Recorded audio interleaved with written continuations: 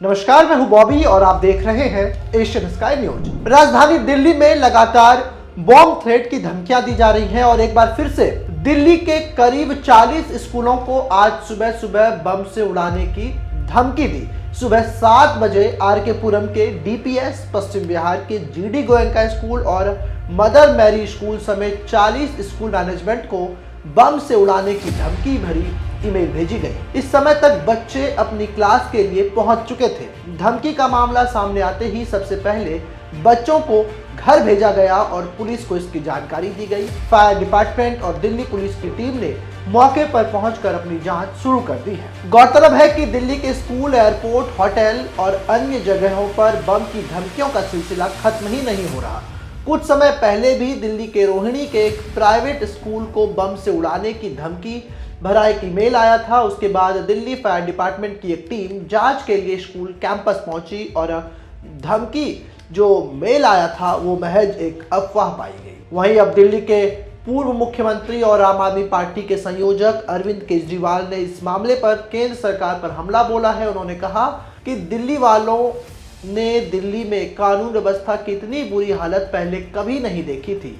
गृह मंत्री अमित शाह जी को आकर दिल्ली वालों को जवाब देना चाहिए। मतलब अब इस बॉम्ब भरी धमकियों पर राजनीति भी खूब हो रही है। यहाँ आपको बता दें कि दिल्ली में पहले भी कम तीव्रता वाले विस्फोट हो चुके हैं। रोहिणी के स्कूल को धमकी मिलने से एक दिन पहले ही प्रशांत विहार इलाके में कम तीव्रता का एक विस्फोट हुआ था, जिसमें एक व्यक्ति घायल भी हो गए थे। इस घटना के बाद मौके पर अफरा तफरी का माहौल बन गया था, जो सीसीटीवी फुटेज से सामने आया है।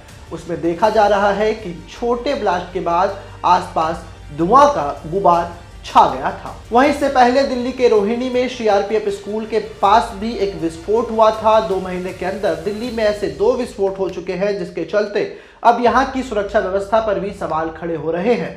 इतना ही नहीं, इंदिरा गांधी इंटरनेशनल एयरपोर्ट और फ्लाइट्स में भी बम की धमकियां लगातार मिलती रहती हैं, जो जांच के बाद झूठी साबित हुई हैं।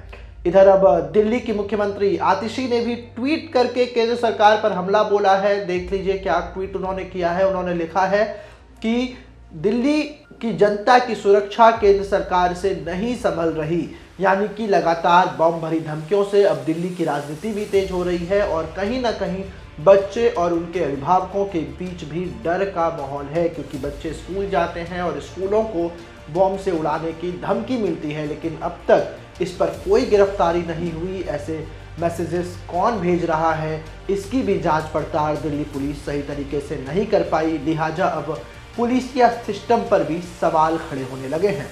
अब देखने वाली बात होगी कि इन 40 स्कूलों को जो बम से उड़ाने की धमकी मिलती है, क्या सच में कुछ खुलासा इसमें होता है या फिर महज ये एक कोरी अफवाह साबित होती है। ऐसे ही तमाम खबरों के लिए आप हमारे साथ बने रहें और देखते रहें एशियन स्काई न्यूज।